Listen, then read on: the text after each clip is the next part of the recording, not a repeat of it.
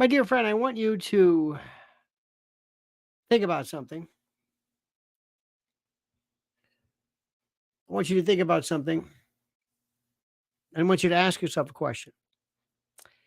And the question is regarding a word that we use all the time. It's a word that is important, it's critical. I like it. And it deals with the notion of this thing called evil. And we'll use it sometimes to describe everything from politicians to criminals to you name it. And it's a concept which I never really understood people, I guess, having a hard time with.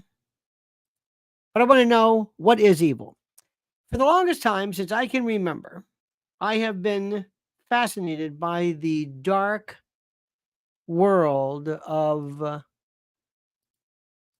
how do I say this? I've been fascinated by the dark world of evil, Satan, the devil. I was watching The Exorcist again and reading and listening to Billy Friedkin and how he always thought about this notion of evil and why this is so fascinating. Why evil, the devil, and all this stuff. And it's funny when I talk about people, or when I talk to people about this, they will never be able to tell me, well, what do you mean by evil? So I ask them, I said, well, do you believe that there is an embodiment of evil? Do you believe that there is a place, there is a repository of evil? There is a place where evil goes. Do you believe in this thing called the devil? Speaking of The Exorcist. And they will say, well, yes. I'm saying, well, what exactly do you believe? What is it that you believe? Tell me. What is the thing that you believe? And they say, well, and what I've never found out, or never been shocked, or never ceased to be shocked about, is how people don't really ask the question. I was a kid raised very proudly in Catholic school. I had a wonderful Catholic school education and loved it. And it got me, believe it or not, to think about things which I never really thought I would think about, but I would. And one of them was the devil. And I never had this concept. And I was a kid. I remember fifth grade. And no, kindergarten, because I was 5.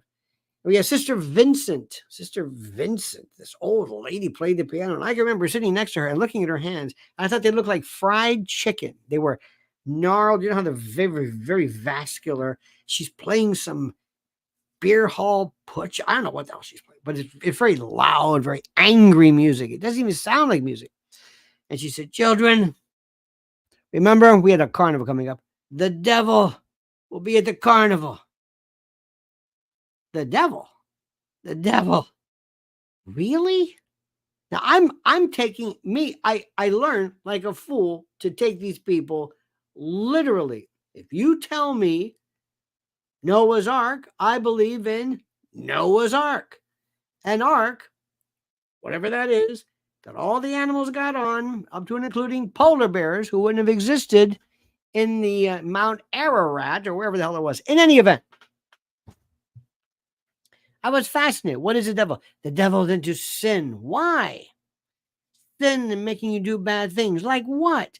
They never told us. They never explained it. Okay, moving on. Exorcist came out in 72, 3, whatever it was, 73, I think. And it was great. Scared people because they thought, could it be Rosemary's Baby? And then devil stuff got stupid. Remember Devil's Advocate, Angel Heart, Lucifer. It was stupid. And I was very, very offended as to how the devil was depicted. It was comically, it was stupid, it was dumb, ridiculous. Every year for Halloween, I was the devil. I was fascinated by the devil. I did some reading. Turns out the devil that you believe to be the devil in that the horned look, with the tail with a little arrow. This is pagan, Wiccan. This is not from the usual. How do I say this? This is not from any biblical reference. It was kind of added later on. All right, make a long story short, Moving right along. Then, during the course of my development, I became interested in true crime, organized crime, and the like. And those really weren't evil per se. But then the serial killer came. And that's when it changed. That's when it all opened up for me. Everything opened up. Because to understand serial killing is to understand this notion of absolute evil. What makes somebody evil? And are they evil? And I don't even like that word, but I use it for shorthand. I say things sometimes that I say left and right and socialist when in fact nobody's a socialist, etc., etc. Okay, fine. For the longest time, I said, why is it that somebody becomes a serial killer when there are so few of them? If I went to every prison and looked at the records of every prisoner who ever was in the prison from as far back as they kept records, you would see a de minimis number of people who were in fact serial killers. They don't exist. There's a few, 1, 2, they don't exist. Why? I think a serial rapist, I got serial this, I got serial that, but not serial killers. Now more than, but still it's a rarity. Why? And I can tell immediately when I meet people, when I ask the question why, for you to really understand the question, you should be tantalized by the question. If people say, I don't know, or they'll answer the question. They don't. It's part rhetorical, but part clinical. They have no interest in getting down to the bottom of it. This is why the world is so bad, because people don't really understand what it means to think. Okay, fine.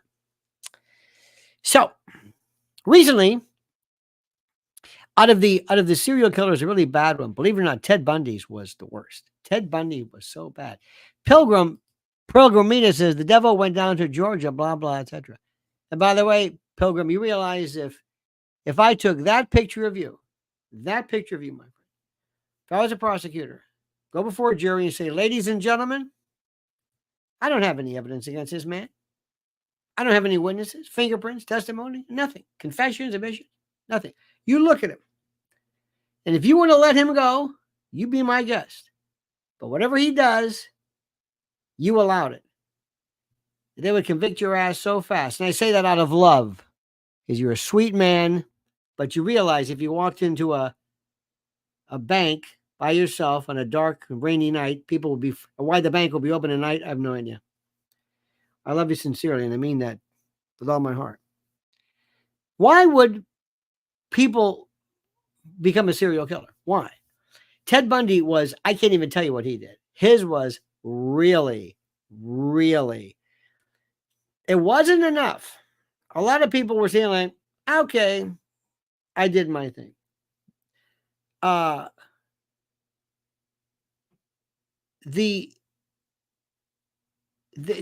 is a little, how do we say, postmortem activity.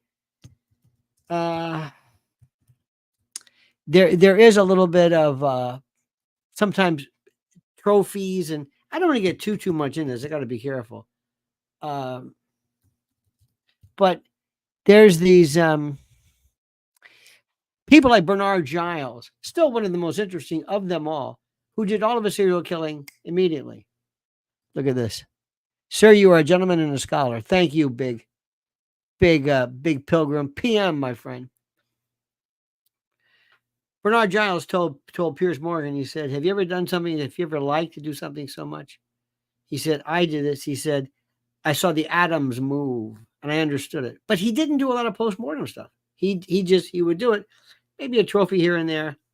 But Bundy wasn't done with just doing, he went back and did other additional postmortem. He was off the charts. This one would have been, and he was into that stuff where he was, I didn't do it, I found Jesus. Stop that. I want to know what makes you do it. Okay, moving down the line. What happened? On Lionel Legal, this one, later on, for those of you, please be a member. Join Lionel Legal. Be a member. I did 2 videos. One inspired by 2 people that I've always found interesting. Gary Heidnick out of Philly and Ed Gein, or Gein, depending upon where you're from. And, of course, Bernard Giles and others. And I got to tell you something. I don't like these people. but they exhibited a particular behavior that which helped me, both as a former prosecutor and somebody who tries to get into crime. Because if you want to understand what Diddy is doing, you have to understand evil, as you would say. You got to understand, what are they trying to do? You have to understand what a serial killer does. Why does a serial killer want to kill so many people? And so, what is it that you're trying to do? I don't understand it. I know people sometimes commit something during during a robbery or something. What about Dahmer, you ask? Dahmer's interesting. I knew his lawyer, Jerry Boyle, one time. Dahmer was more he serial killer. He's a little weird. I'm talking about somebody who feels this. I've got to go out and go hunting. BTK, Green River Killer, those folks. Heidnik, by the way, in Philly was the origin of one of the origins of Buffalo Bill. Buffalo Bill in Silence of the Lambs was a composite. He had the dungeon. I don't want to go too much into detail now, but he had this unique way. He thought, hey, when I leave, he had these creaky floorboards. And these women who were in the basement or in the dungeon could hear when he was leaving. He thought, So he came up with a unique way of preventing them from hearing him. And I'll just leave it at that. He was just most cruel. Buffalo Bill, Leatherface and all that. That's Ed Gein. Ed Gein was a grave robber. This is in minute, not really a serial killer, just different, just kind of plain weird. Now we got Diddy. Ladies and gentlemen, I want you to listen to what I'm saying. And I want you to listen with all my heart. Diddy is worse than that guy whose name begins with the fifth letter of the alphabet. The fellow who had islands. This is worse. That was nothing. That was nothing. I'm sorry to say, that was nothing. I will defend this all day long.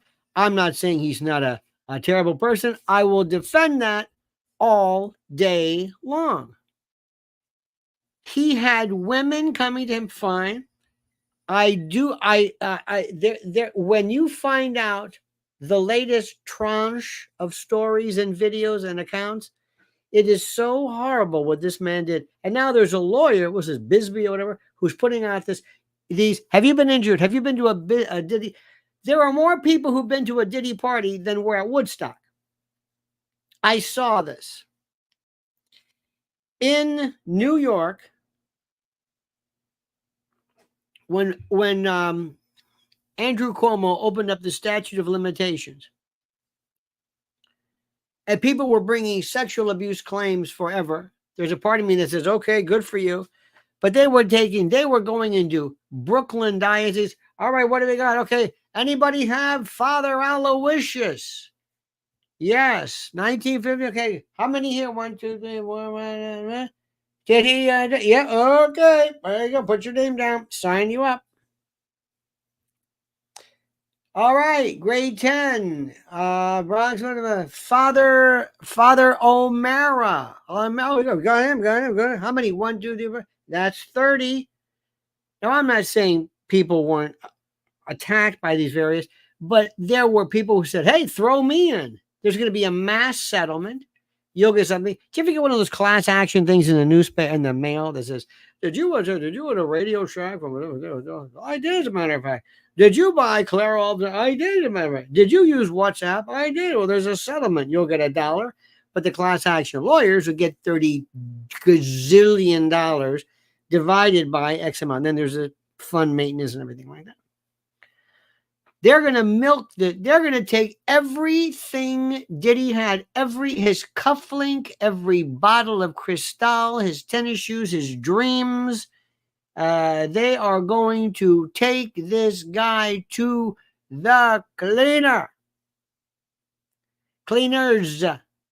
And they're going to take everything. They're going to liquidate everything, every home, every car, everything. When this is going to be the biggest bankruptcy position, he is just, and then they're going to try to go after people who were there at the party, people who were there and saw what was going on, people who maybe through kind of like a form of assignation provided the particular venue for these events to take place, for all of this, people who, and then they're going to go through this.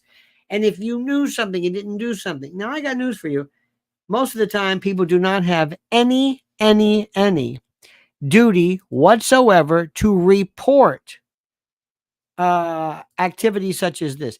It's terrible to say, it's awful to say, but it's true.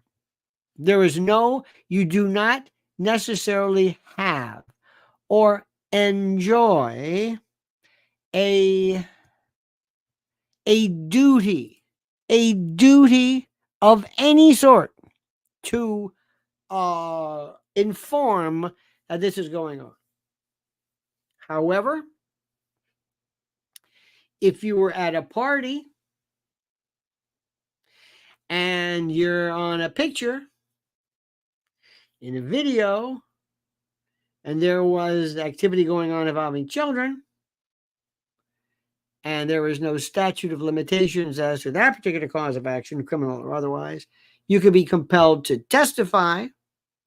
And if you don't testify, then you might have it. So you're going to find yourself in a particular jam. And the question people always ask now is, and should be asking is, what do you think motivates these people to even be there for a moment? Why, dear friends, do you believe that there are people who even allow themselves to see any of this? Why? Why? How does this even occur? How? Under what way of thinking? Pilgrim says, what about NDAs with Diddy? Are they null and void? Interesting. That's a very good question. They do not apply. They do not apply to you involving yourselves in criminal activities. If I were to be involved in some event with you, Mr. Media, and I were to say, okay, listen, we're going to rob a bank, and I want you to agree not to disclose, well, that wouldn't apply. I noticed this particular one this is my favorite. Sean loved his mercurochrome. I say that because of the particular phraseology. Mimi, you seem like a fine person, Mimi. And I want you to do yourself a favor.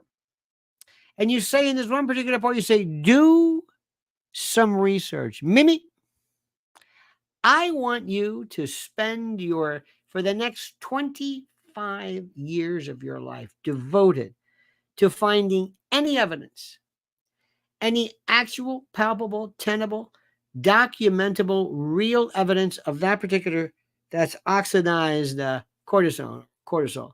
I want you to do it. I know you've heard of it. I know we've heard about it. Remember the Wiener laptop? Remember this story? Remember with Hillary and Dillery? Remember that one? Remember that? And what they saw and all this stuff, and the fellow who said it was so horrible, that NYPD cop. Remember that story? Remember that? Where is it? Where is it? I want to see it. Where is it? I want you to do me a favor. I want you to listen to Uncle Lenny and listen good. I know you got a good, you've got a great sense of imagination and appreciation. You like the macabre. But unless you have something other than this, I heard about this. Remember the Podesta emails? Remember that one? Hillary was referring to these. Remember all this stuff that happened? Remember all those stories? There were a lot of tantalizing little introductory things that made me think, like, you know what? We should look into this. But they never panned out. So what we must do, ladies and gentlemen, is we must never sound like a nut. I'm not saying you're sounding like a nut, but if you talk about these things, and if you suggest this because you heard something and you read something and you say, I've heard about these, yeah. And why? Because, well, I was on a website and they were talking about this. Well, where is this? Well, Hunter Thompson. Okay, where is it? Well, I heard about it. Okay, where is it? Where is it? Proof. Let's go. I want you to tell me about it. Well, now you can say things like, I've heard, and that actually induces people to say it's interesting. Remember a while back, there was a particular furniture company. Remember this one? There's a furniture company. I don't want to mention the name, but somebody said, hey, look at this. This armoire is selling for like $30,000. I bet you they've got some kid in there. Remember that one? That never went anywhere. It was patently, absolutely said, what are you talking about? Well, that's it. That's it, all right. They're shipping kids. In a catalog? Yeah, okay. Follow up. Well, nothing to follow up. I just saw this. Well, and there's a woman, I'm not going to mention her name. She is famous for this. Now, I'm not saying there's nothing there, but there's no proof of anything. She just hears something. During the time of the Rona, we're here on the west side. And when you remember the Comfort, the ship, remember the Comfort came up the Hudson, up the Lazy River, docked over here. And they were talking about tunnels. Remember the tunnel? Remember that, honey? The tunnels. There were tunnels under the West Side Highway, I guess, going somewhere where kids were taken off of this ship. And the most incredible stories. And I said, where? And it's this one woman. She's still around, bless her heart, but she comes up with these wild, and she fancies herself a journalist. And I'm saying, look, please think reasonable doubt, not probable cause. Where are you getting this stuff from? Where? What are we talking about? I mean, it's the most incredible. And I know what you're saying about that mercurochrome. Now, here's a very good question. Where are the 3,000, 30,000 plus kids trafficked over the border? Oh, there's more than that. What's the total number of unaccompanied minors, honey? What do you think about? About 500,000? More than that. Oh, absolutely. That's what they're That's right. That's what they're reporting. Okay. Now, when I say, where are they? That's a great question. What am I suggesting? I'll tell you something interesting. Listen to this. I'm going to give you the evidence. I'm going to tell you what I heard, and then you tell me what you do from there. Mrs. L and I were in Washington, D.C. one time. I think it was at an event. It was fascinating at a hotel. And we're listening. We met a guy who was, and I met him. I was standing there talking to him. He was like a sort of a chief of police judge, someplace in South America, Argentina. I have no idea. And he said that they found these cases and they found kids, sad to say, that were dispatched and murdered. Upon closer inspection, they found out organs missing. So they thought, this is some kind of voodoo or some kind of, until one of the pathologists said, no. He goes, look at this. These were removed surgically. No, this is harvesting. This is not just somebody who's, no, look at the vessels were cut, were sutured or cauterized or whatever it was. Now, where do we go with that? I don't know. Does it look like harvesting? Yes. Do we know? No. It looks like it. Sure. What else could it be? Where does it go? Don't know. Nobody knew. Now, if you took to this one woman I'm talking about, who is famous for this, she would take this and she would come up with a story about what they do is understand. You see the Incans, you see the spirit of the child. And I said, wait a minute, no, we don't know that. You're looking at just this evidence. Where is this evidence? Stick with me on that. There were things. I meet two people. I meet folks who jump to conclusions, and then others who don't move at all. For example, if you went into somebody's home or somebody's business and you looked around and there was nothing but pictures of kids, in bondage or something like this. This is the art. It's like, what is this? What's going on here? One in particular I saw was kids whose arms were like packing tape, like somebody. I mean, that was it. Nothing, nothing pornographic. Just kids in various forms of distress or ligature or whatever. I would say, I'm getting the hell out of here. Now, what does that prove? Nothing. But I'm getting the hell out of here. There's something wrong with this. Okay. The other group of people say, well, what do you mean? They don't budge at all. And this woman in particular that I'm talking about, she would take this and take off with a story. And the next thing you know, I have been for the longest time saying to my friends, listen to me, be patient when it comes to extrapolating what you know.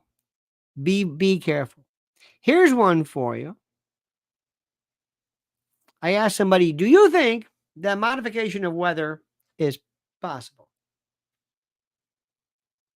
And my friend said, absolutely. Why do you say that? I don't know. So do you think you can maybe, can you direct hurricanes? Can you? Kevin says, love me some Uncle Lenny. You go, boy. Thank you. By the way, after this, we're going to go to Lionel Nation talk as well.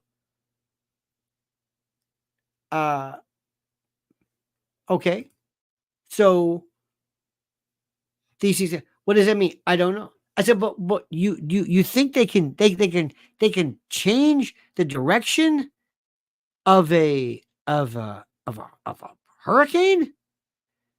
Well, don't you understand that in North Carolina, there was a Kings Mountain. There was this one mountain that was the site where they wanted to uranium mine. That it was a veritable treasure trove of uranium. It's wonderful. And that the locals said, we don't want to sell. We don't want to move. We don't want to move. No, we don't want you to mine because you'll ruin the pristine area. Oh. So the idea is that, well, if all of a sudden there's, I'm sorry, lithium, excuse me. Did I say uranium? It's lithium. Thank you.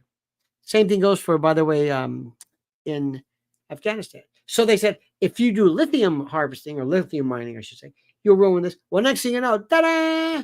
Hey, now it's all worthless. Now that would be a great motive. Does that mean weather was augmented or no? No. No. No. I mean, I don't know how, the answer is no. That doesn't prove anything.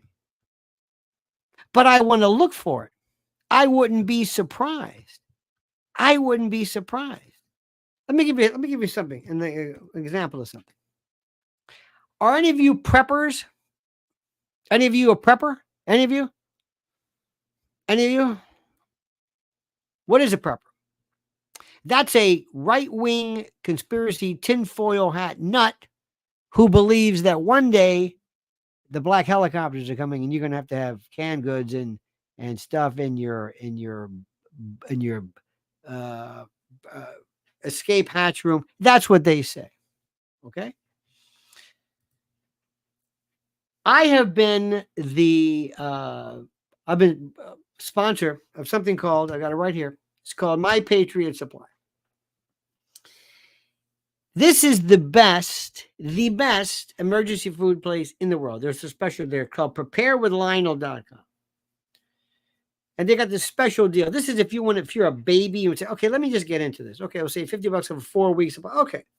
And you'll look at it and you'll say, oh my God, I got to have this. 25-year shelf life, indestructible. I mean, this is the greatest thing in the world. Okay. So last week, I was talking about, be careful.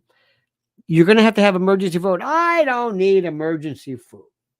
What? I've got a fishing pole. Somebody actually told me they got a fishing pole. So what the hell does that mean? I got my banana chips and jerky and a fishing pole, and my family's good for, an hour. I said, well, prepare with Lionel.com. Yeah, that's fine, but that's that prepper thing. Okay, cut to the chase. Here comes Hurricane Helene, and it's not just about food. It's about water. It's about purifying water. It's about generators. It's about food, and it's about ammo. You didn't hear it from me here. Ammo. Are you ready to go? If things get kind of bad, can you say things called looters? Now, let me tell you something, my friend. This ain't a conspiracy theory. Oh, this is going to happen. This is going to happen. We are on such fragile. Did you see this guy? What was his name? Daggett last week? Daggett? His name was Daggett. He goes, I tell you what, you Harold Daggett, you come over there. I will show you what choking is. I'm going to feel the pain. And then all of a sudden he says, well, we decided to agree until month, so we're okay. It's like, wait a minute, what happened to maybe some real tough guys got a hold of her? I don't know. But all of a sudden I looked, I said, guess what? They're going to Costco. They're buying toilet paper. Oh my God. Yes, they're buying toilet paper. Listen to me and listen good. I promise you, there is going to be an event. Could be weather. It could be. Remember a while back? Who remembers it? Remember that one weekend when all of the gas stations shut down because of ransomware. Remember that one? Ransomware. Remember that ransomware? Anybody remember ransomware? Oh, I was like, what does that have to do with ransomware? Hey, my gas station's closed. Yeah, what? Ransomware. What? Remember when it was like $8 a gallon? Remember that? People couldn't. Okay. You know what happens if the Iranians say, we're going to, scuttle a couple of ships here in the Straits of Hormuz, $20 a gallon. We don't need no. We are going to test the bounds and the restrictions of our limitations. Then one day, when what hits the fan. And by the way, can I also tell you something right now, which is I'm going to endorse. I get, this is not an official sponsor, but I want to tell you about something that I love. This is my Wuzu. I got this at Costco. This is the greatest fan ever. Ever. This is all walked in the other day. It was like 130 degrees. I'm in the bed and I cover it up and said, what is it? This, I got my Wuzu. I got my look at this. Not a penny. I'm just telling you, this is the best. Got my little remote control. What kind of fan do you want? This kind of fan? You want up and down? It's the most incredible thing in the world. Now, Costco, you can say whatever you want about this. Costco, good people. I like them. Sorry, I like them. You're not going to believe this. We have friends of the family who just came back from a huge trip to Europe. They said, yeah, we got a trip at Costco. I said, you went to Costco travel? Yeah. It was the most incredible thing in the world. They're sending pictures. Well, we're on British Airlines. Oh, we're in Santorini. Hey! And they're sipping the aperitifs off of the... Everything's going to be Amazon, Costco, maybe whatever. It's going to be all condensed into one. There's going to be no CVS, no Walgreens, none of that stuff. It's going to be all like this. And they're going to own you. And then one day something's going to go wrong. There's going to be a strike.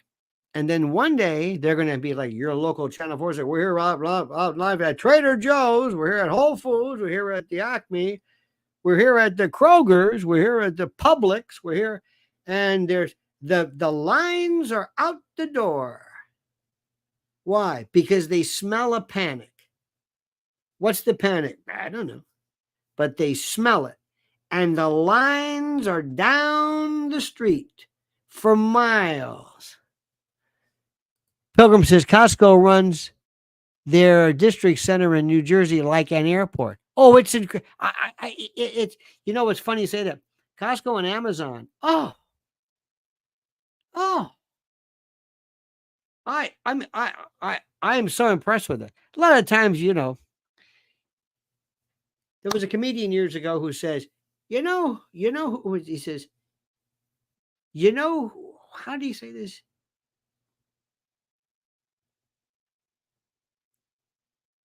He said, the only thing, he said, you ever buy a Morton salt? Remember the Morton salt with that little metal, little aluminum lid? He goes, how long do you keep the Morton salt? For like 30 years. That little thing breaks. That's the only thing. I one time here on 9th Avenue, they used to have these food fairs and food festivals and food fairs, during 9th Avenue Food Fair during the summer. And one time I bought like garlic powder, like a thing like this. I think I had it. It turned to rock. It's a great humectant. But anyway, so whenever they have something like that, they're going to shut this thing down. And what they're going to do is they're going to say, we have to shut down the Publix. Why? Well, because of insurance and people are acting crazy. And then they're going to go over here. And then the lines are going to be done. There's going to be a sense of panic. And you're going to say, look, I don't know what the panic is, but we got to get here. Who lives, my friends, anywhere near snow? Here in New York, I remember years ago, they don't really do it now, but whenever there was a snowstorm coming, they always would they'd send some reporter out to some, I don't know what it was, and they were always out of snow shovels. And I'm thinking, do these people not have snow shovels? Did they buy them and did they break? Why do you need new snow shovels? You buy one and they last forever. Anyway, and milk and bread, and you saw these empty, whatever. I'm telling you, there is going to be a disaster. You're going to say to yourself, thank God I didn't listen to those people who laughed at me. I have some form of weaponry to prevent myself from looters. I have enough water and water purification systems. I have a nice generator, and I've got food that if I need this for 10 days, you couldn't go 3 days with a family before they're going crazy. Eat your banana chips. Nobody thinks about this. Why? Because you were laughed at before. I'm going to do this again because I love you. This is the link. Prepare with, God damn it. Prepare with Lionel. I got to be careful. Preparewithlionel.com. That's it. You can go ahead and do it. That's right. Mimi's right. And stay frosty and keep your powder dry. You know it, my friends. You know it. Let me tell you something right now. We have a friend of ours. I'll never forget this. Who said, yeah, I'm going to buy a shotgun. I said, you're going to buy a shotgun? Right? Yeah, buy a shotgun. Really? Yeah. Uh-huh. What kind of shotgun? I don't know. I got are you going to go out and fire it off? You know how to use it? You know how to clean it? Keep it? Yeah. Sure, yeah. Like a Mossberg, some pump action, some Ithaca, no, I'm going to buy a shotgun. Okay. And where are you going to keep it? Where are you going to keep your shotgun? Why? Because if I'm a burglar and I'm going to go upstairs, I'm going to go right to where I'm going to go to your closet or next to your bed because you're going to keep it in there, and I'm going to get your shotgun. Because that's where you're going to keep it, right? Yeah. If you kept it downstairs, what difference does it make? Because you're going to keep it in your bedroom, right? And you're going to keep it in your closet, right? Aren't you? Yeah. Under your bed, yeah. So that's the first place I'm going to look, and I'm going to use it against you. So think about that one. He never thought about that. Now, let's assume you hear some noise, you go down there, and there's a 16-year-old standing there in your living room. It's 3 o'clock in the morning. Doesn't have a gun, doesn't say anything, doesn't threaten you. What do? You're going to kill him? 16-year-old kid, you're going to kill him? He's in your home. You know about the retreat doctrine? You know the castle doctrine? You know, retreat, stand your ground? You don't know what the hell you're talking about. I don't understand this. But let me tell you this. You look outside your window one day and says, Daddy? Yeah, honey. Who are those men? It's this car of men. They're walking down your street and they're going up to the neighbor's doors because they know that there's trees are down or there's no police, and they're going to doors because the bad guys don't stay in their neighborhood. They go elsewhere.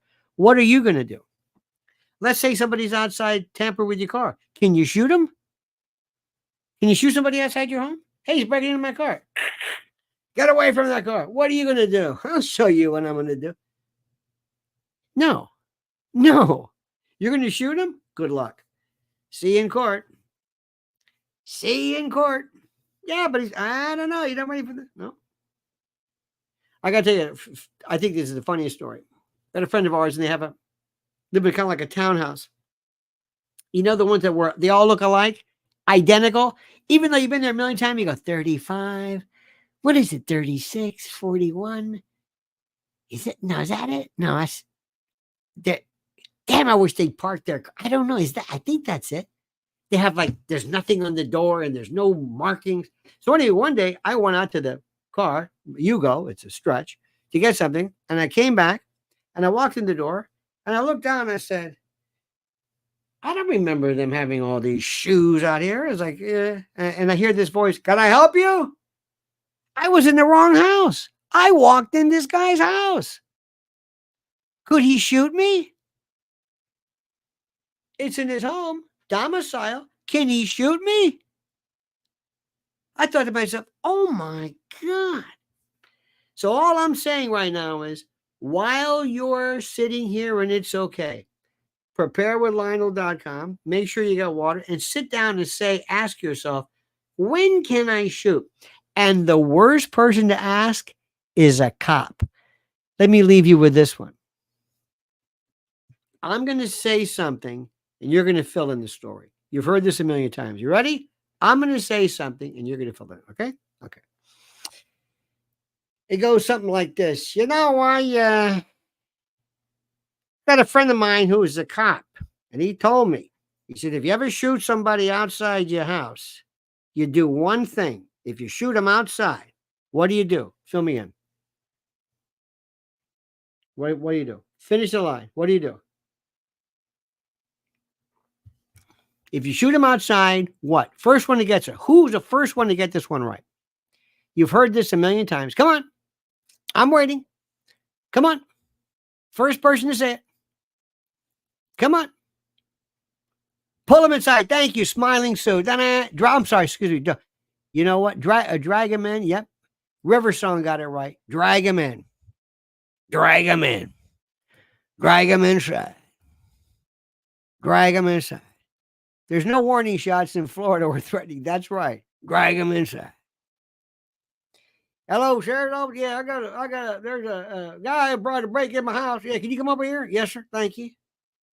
Thank you. Mr. Thompson? Yes, sir. I'm Deputy Constable, Florida County Police Department. Yes, thank you, sir. Is this the guy you called about? Yeah. He's dead, isn't he? Yes, sir. Did you drag him inside here? What? Did you drag him inside? Well, why do you ask? Well, there's grass on him and there's a trail of blood and you can see where there's a rut line from his foot. You can see where his leg. Did you drag him inside? You dragged him inside, didn't you? It's got grass on him and you can see a trail of blood. You dragged him inside, didn't you? Well, why'd you do that? I don't know, because somebody told me that. You didn't listen to a cop, did you? Well, I guess I did. So I tell people, listen to this. Here's the best one. Mimi said the best story right here. Mimi, you're on fire. That's the answer. And I say this partly in jest. Don't say anything. If you shoot him outside, don't say anything. I'm kidding, sort of. All of a sudden, knock on the door. Yes, sir. Can I help you? Yes, sir. Mom told to call Sheriff. Told to call your county sheriff. Yes, sir. Did you know there's a dead guy out here? Are you shitting me? Hang on a minute. Martha, come here. There's a dead guy outside. What the hell? Who did that? I don't know. Well, I sure as hell don't know. What are they going to do? Drag him inside? I don't know who that is. Get him off my lawn. That looks terrible. Neighbors will start talking, and that's how rumors get. So, would you please? Can you call somebody? Get him. Do I know? Do I look like a person who shot some? No. Get him out of here. All right, we will. Please hurry up. Now that's kind of a joke. Sorta, kinda, maybe. All right, my friends. I want to thank you. Don't forget, Pilgrim Media, you're it, my friend. Kevin Oujveri, thank you. You're very, very nice. Appreciate it. You're very, very kind. Now, don't forget, I don't want to be heavy-handed, but God just told you, prepare. Prepare with Lionel. Prepare with Lionel. I'm giving you a warning. Do it. Prepare with Lionel. That's the number. Okay, my friends, I love you. Make sure you subscribe to Lionel Legal. Make sure you become a member, because there's a video that's coming up. We're talking about evil. I talk about one of my favorites, Gary Heidnick and Ed Gein, in terms of the bad serial killer people. At any event, it's been a pleasure. We'll see you next time. Have a great and glorious time. Now let's go over to Lionel Nation. We're going to do another live there, because I got you first, because you were ready to go. All right, dear friends, have a great and glorious day. See you then. Don't forget these words. The monkey's dead. The show's over. Sue you. Ta-ta.